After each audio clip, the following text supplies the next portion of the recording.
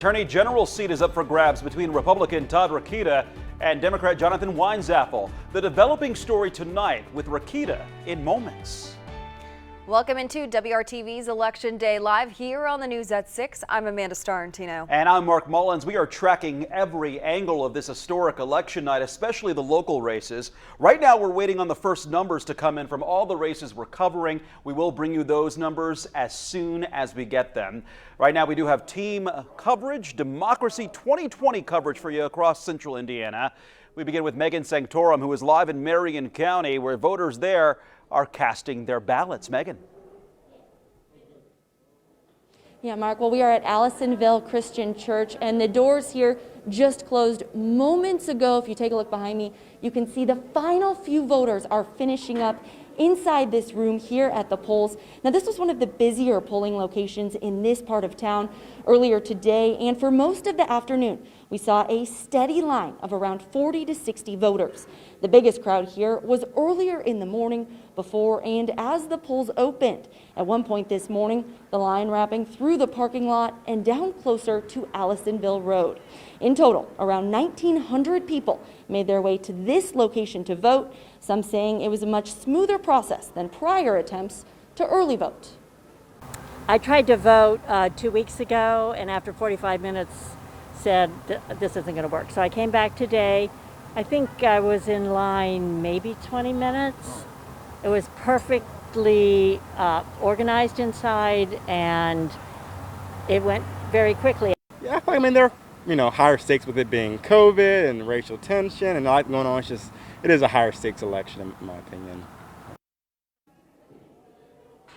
All right, so take a look once again, the final few voters just finishing up here. There was nobody in line at 6 o'clock when they closed the doors. So everybody who came at the end here, all those last minute voters were able to walk right in, make their way to the polls. Now they'll work to start cleaning this up. The inspector will then drive everything over to the election center. Reporting live, Megan Sanctorum, WRTV. The next chapter of the work to do. And now that the polls are closed here in central Indiana, the effort to count those votes is now underway, and that is not an easy undertaking, especially as everyone across Indiana is eager to learn the results.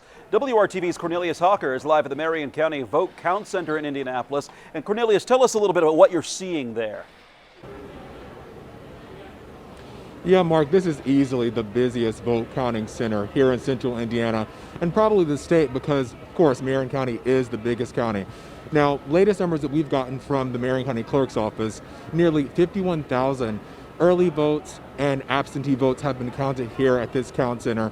And they're being counted by dedicated volunteers like the folks you see here. Some of them are volunteers, some of them are getting paid, but all of them are giving up their election day, hopefully they voted earlier, to do this. Now, I'm going to take you over to two of these ladies. They're coming up right over here. Hey, mind if I interrupt you? So these are two of the dedicated, one's a volunteer, one's getting paid. Full disclosure, I have not even asked them their names yet, so I'll start with you. What's your name? My name is Leela. And Leela, tell me why you're doing this. Why do you think this is important? I think it's just important that people get out there and are involved in the political process and help and do what they can. And you heard that screaming in the background and clapping. They just said the polls are now closed. Ma'am, what is your name? My name is Mary Beth. And Mary, tell us why you're volunteering your time to count these ballots or make sure they're accurate. Usually I would like to work at my polling place, but because of COVID, I didn't want to do that. And this way I'm only exposed to this one lovely, healthy, young graduate. And as you can see, she has goggles on, she has a mask on, and that's another thing. There are lots of people in here, but I have to say, I've been particularly careful these last 7.5 months. This is the most people I've probably been around during this whole pandemic, and everyone is masking up, wearing a mask, and being safe. So yeah, polls just closed. They're going to be counting. I was told they're going to be here to at least 10 o'clock tonight. But they think they're going to have to come back all day tomorrow because they have more than 200,000 early votes and absentee votes to count.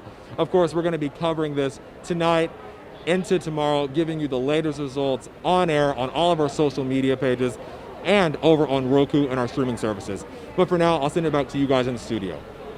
Cornelius, thank you. And WRTV's Stephanie Wade is live in Madison County with the final voters there as well. Stephanie, many people waited hours to vote in Madison County today, longer waits than people had in other counties. What are you hearing about that tonight? Yeah, that's right, Amanda. It has not been smooth sailing for many Madison County voters this election day. No matter where you are throughout the county, this is likely what you're going to see. Still some pretty long lines here of people waiting to cast their ballot. Right now, we are here in Pendleton at the Pendleton Christian Church, where people have waited for more than 3 hours to vote, almost 4 hours. And you can see the line is still wrapped around the church here. Now, at other polling locations, we're hearing people have waited up to 5 to 6 hours to make it inside.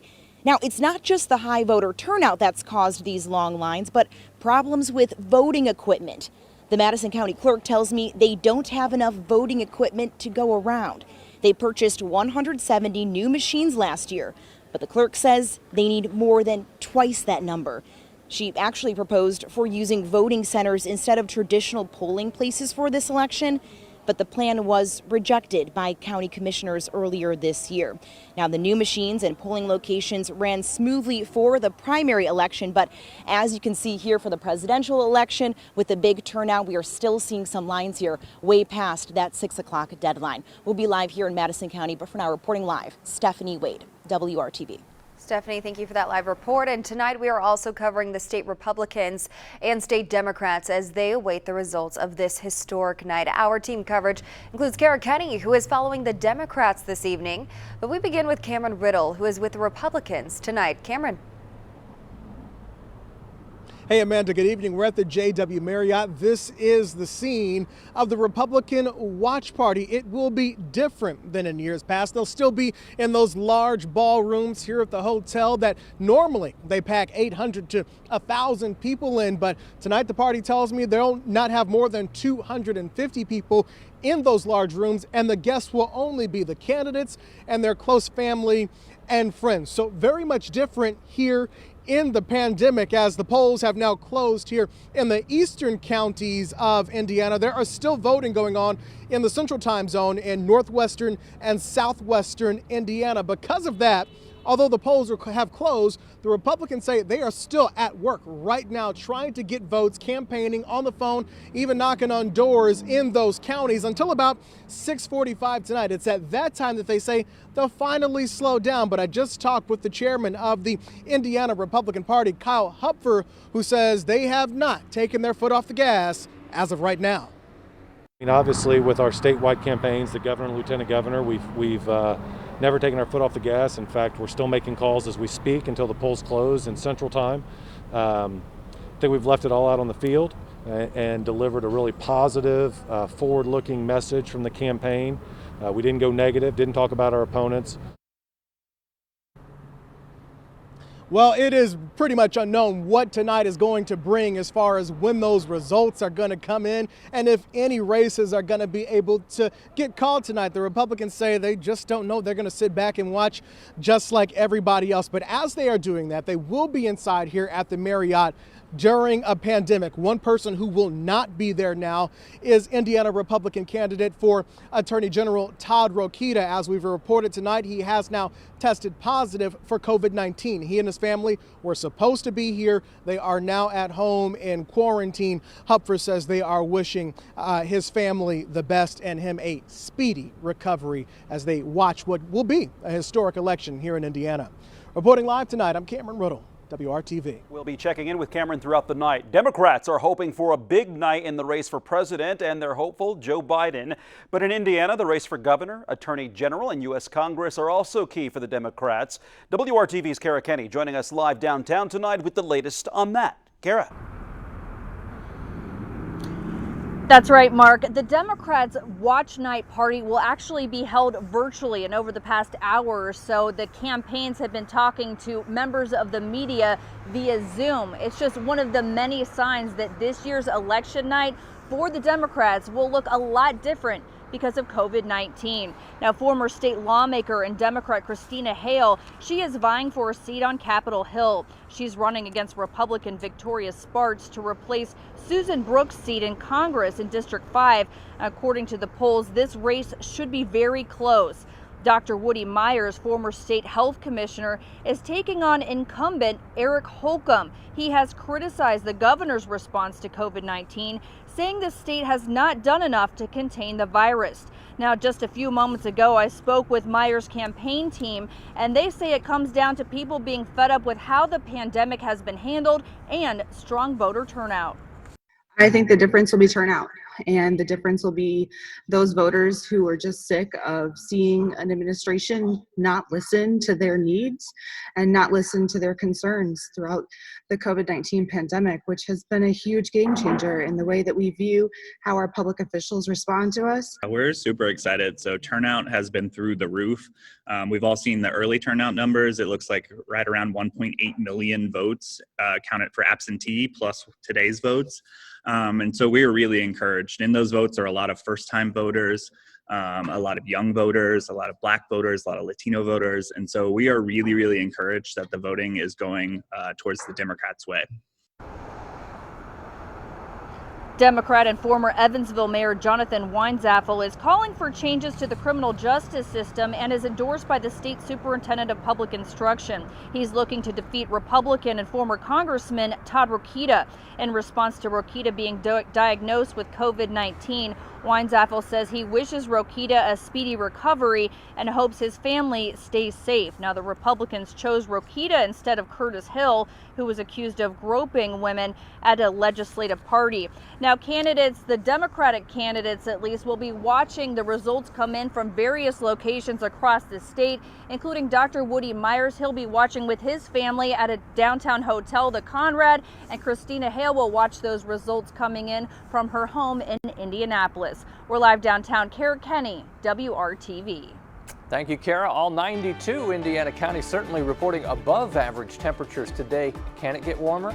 It will get warmer. This is where the warmer air will come from.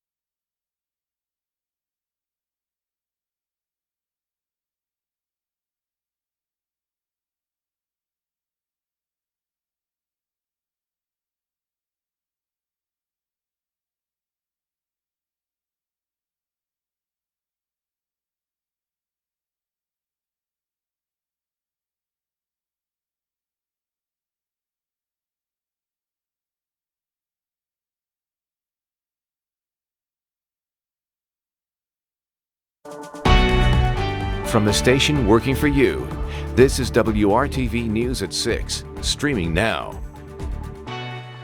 The first numbers for Indiana are now coming in the race for president for the United States. As you know, it's between President Donald Trump, former Vice President Joe Biden, and Libertarian candidate Joe Jorgensen. As you can see there, Donald Trump leading the way with 73% of the votes that have been tallied so far, followed by Joe Biden with 25%. Joe Jorgensen coming in third with 2% of the vote. 1% of the precincts are reporting there. Let's talk about the race for governor between Eric Holcomb, Democratic candidate Dr. Woody Myers, and Libertarian Libertarian candidate Donald Rainwater.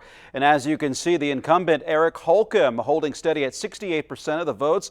Woody Myers coming up second with 18%. And Donald Rainwater not far behind Woody Myers with 14%. Again, 1% of precincts reporting there. Attorney General Curtis Hill will not be back in his seat, so Republican Todd Rokita is going up against Democrat Jonathan Weinzapfel to become the state's next Attorney General. We will remind you here that Todd Rokita announced today that he has COVID-19, so he will be watching the results from home tonight. His campaign says Rokita is doing well tonight. As you can see there, at this point, Todd Rokita is leading the way with 51% of the votes. 0% reporting, no election results yet for the Congressional District 5 seat. This one is a very coveted race here. Republican Susan Brooks is retiring. This is a heated battle between Republican candidate Victoria Spartz, Democrat Christina Hale, and Libertarian Ken Tucker, all reporting 0% with 0% precincts reporting at this point. We will keep monitoring these results throughout the night and bring you the latest as we get it here. All right, thanks for that, Mark. For some in Indiana, just getting to the polls is a challenge, but WRTV's Troy Washington found Hoosiers came together in many ways to make it easier for those who needed rides, removing a large barrier to voting. I was just looking for ways to help out on Election Day because my employer gave us off today, specifically to participate or help out in other ways. Alicia Kissel knew she wasn't going to sit on the sidelines come Election Day. She wanted to get in on the action. That's how she connected with Go Vote Indy to volunteer as a driver. Our civic duty can extend to our neighbors, and in that way we have even more of an impact overall. It was beautiful. Just the simple fact of being here. This morning, Kissel and Tawana Carter didn't know each other, but after Kissel gave Carter a ride to the polls and stood with her in line here at Indian Creek Christian Church on the southeast side, these two are far from strangers. Some voters voted early. Others are standing in this line today, but volunteers say it's all about working together. Even though Kissel made it to the polls before November 3rd, she wasn't willing to let her fellow Hoosier miss out on exercising their right. We're together. Yes. I got here at 8 this morning. Yeah. So it was a pretty long wait, but it was worth it. Working for you on the southeast side, Troy Washington, WRTV. It is Election Day live here at WRTV. We are looking at key races, analysis, and results as they come in. Look for our live coverage all night on the WRTV app, on streaming devices such as Roku, Apple TV, Fire TV, and Android TV. We will also provide you live results throughout the night here on WRTV with a complete wrap-up on the news at 11.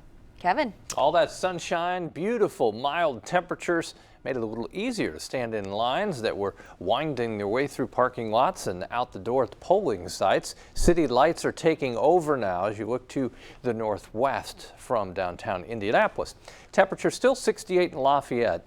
These temperatures running well above average today, but not near record warmth. The record was 77, and as I mentioned, we hit 66 in Indianapolis for the high.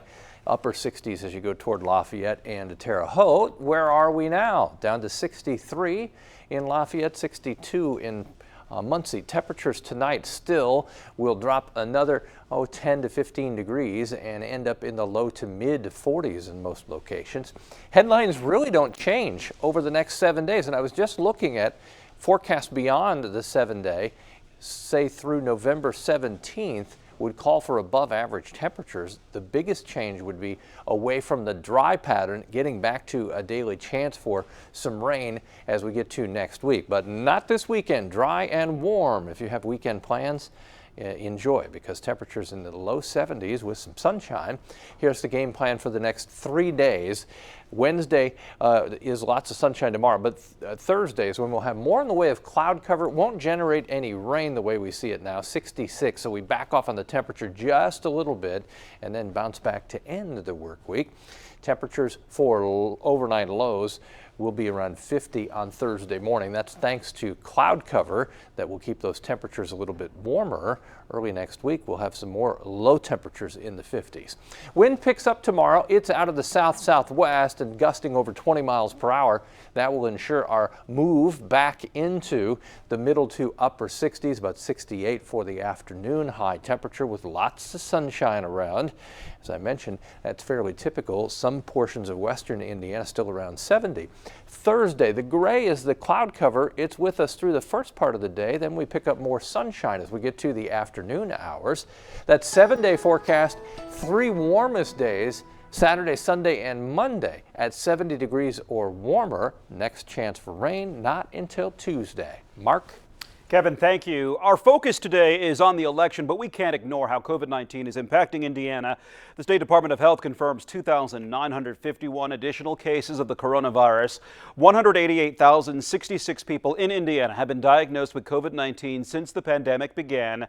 Numbers from the Department of Health show 50 additional deaths.